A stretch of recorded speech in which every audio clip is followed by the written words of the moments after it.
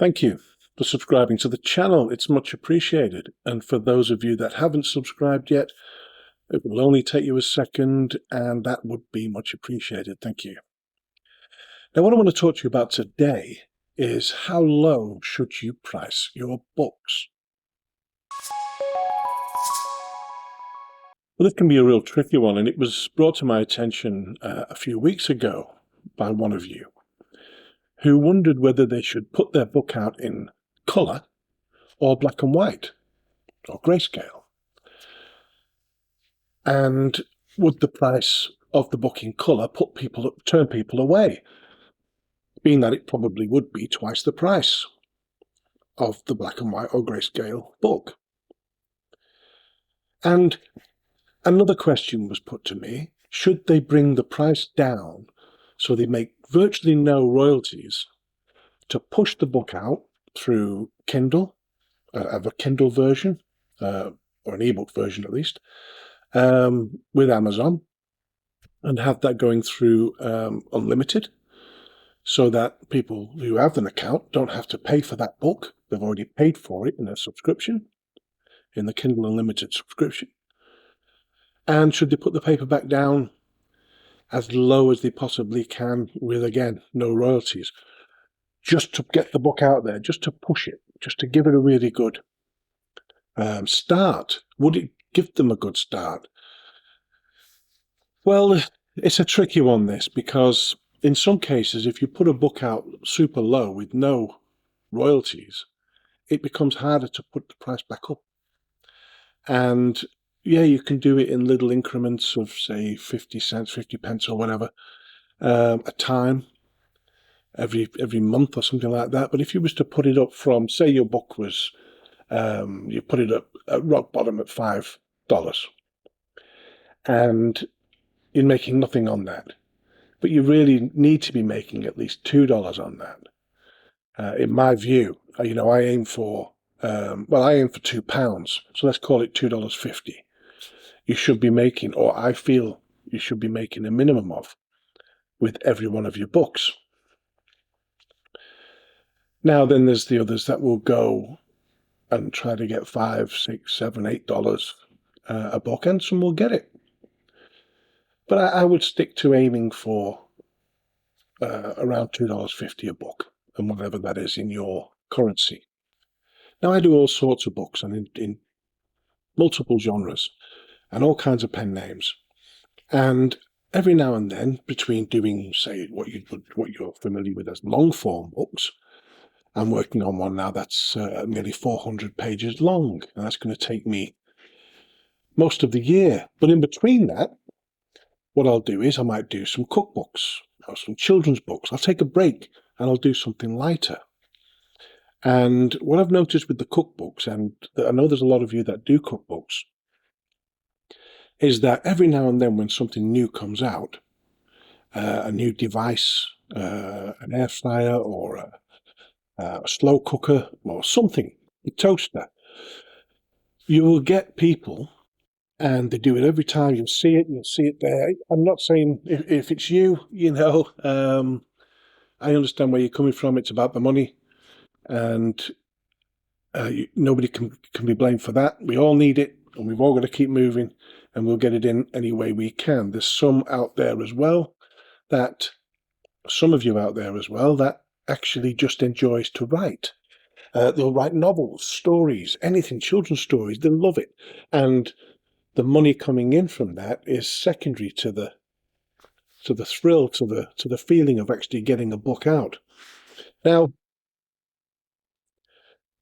some of the cookbooks, you'll see one come out and it's got 150 days, 1,500 days of recipes, and you'll find that it's in about 80 pages or something like that. Or it'll say 2,000 recipes, and again it might say 100 pages. Now that's a lot of recipes in 100 pages.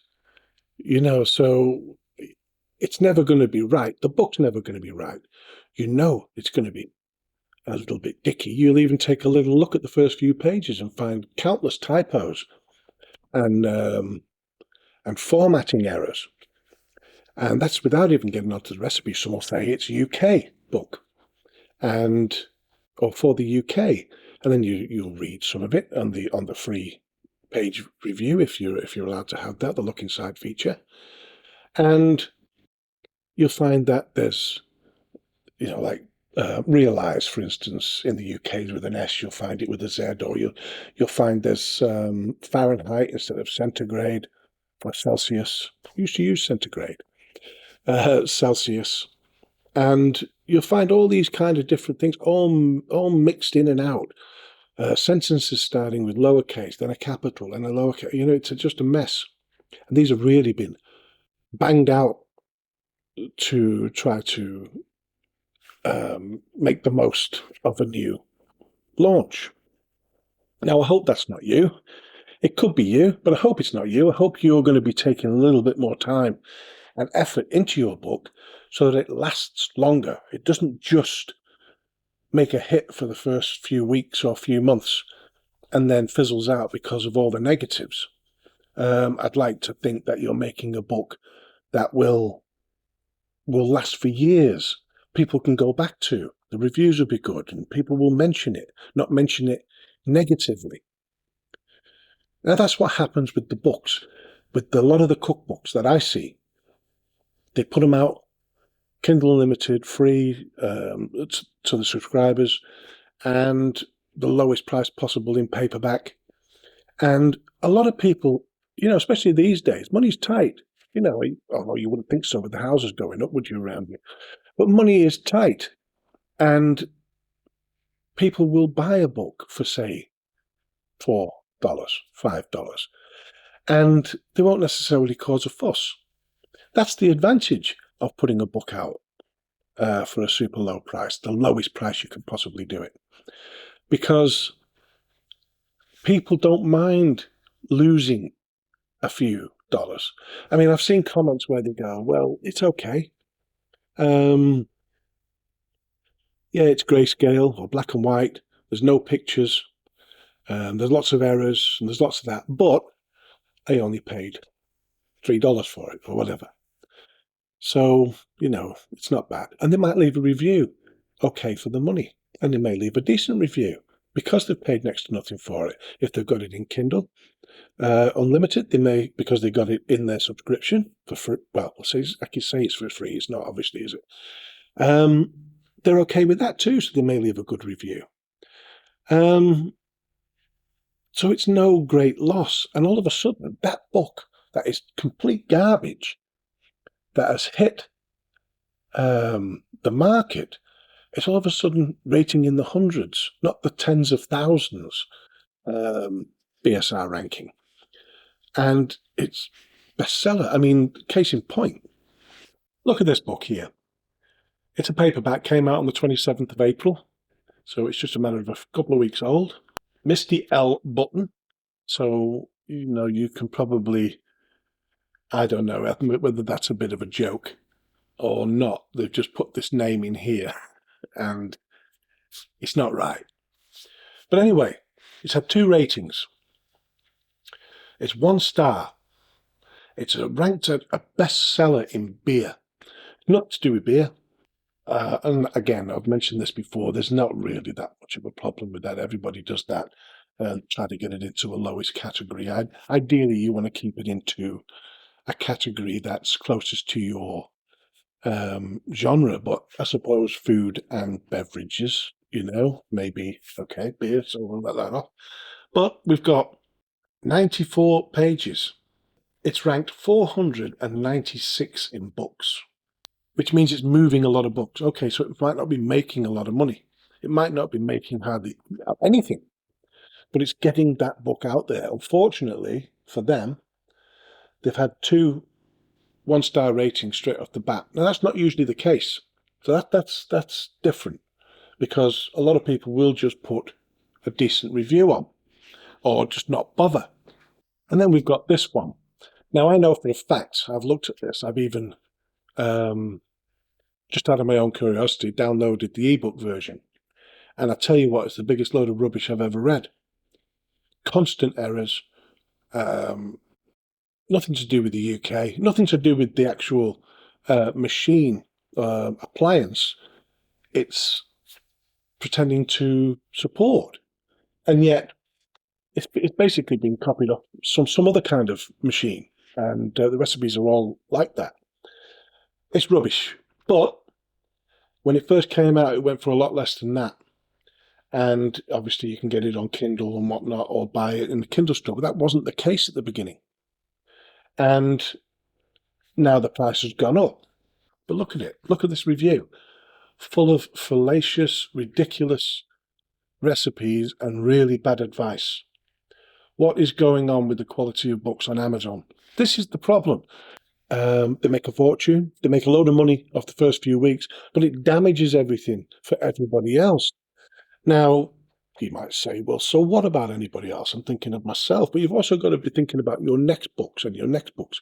It gets into the system that, into the populace really, that books from Amazon are rubbish. You're going to sell a lot less in the future. That might not matter to you. You'll go on to something else. But I'm hoping that a lot of you, and I know a lot of you, if not most of you, aren't interested in a quick book. They're interested in the longevity. You're interested in putting out a great product that you're proud of. And that's why I do these videos, because I really have to get that point out there. And it's about quality, not quantity, depending on how you look at books. And I'm hoping you looking at books in the quality sense, and something you can say to family members or your children in the future or whatever. Yeah, I made this, or your granddad wrote this, or your grandma wrote this, or whatever.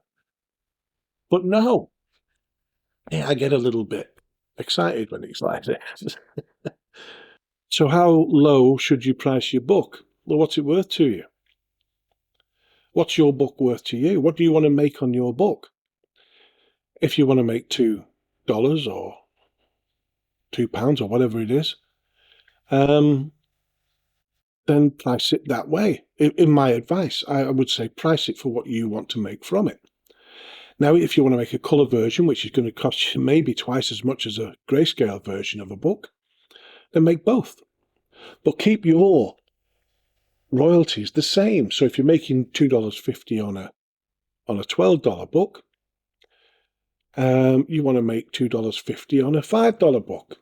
The same book if you've made it into black and white or Greyscale.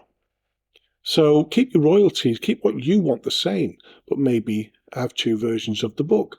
Maybe just put out the Greyscale version. If it's about getting something out there with for the money, maybe forget about the colour side of things, because that sometimes is, for me anyway, I like to put out the best product I can. And if it means putting out colour and not selling as many, then I'll do that. I often do that. But maybe I shouldn't always do that. So it's a funny one. If I'd have put some books out in Greyscale and just not a colour version and gone with that, maybe people wouldn't have been so bothered. They'd have gone, it's Greyscale, at least there's pictures in it. But it's about the money at the end of the day. And I think that's why a lot of people are quite happy to buy these low quality books and give them a good rating at the end of it. So think about that. Think about how you want to proceed. Think about the future. Maybe if you want to put out something else under a different pen name to earn a few, but make sure the product is good. It's finished. There's lots of information on my YouTube channel here for spelling and grammar and paragraphs and everything else that you need to do, the margins and setting things out. There's tons of it, and I'm putting stuff up every week. So look through it and think about it. And that's it.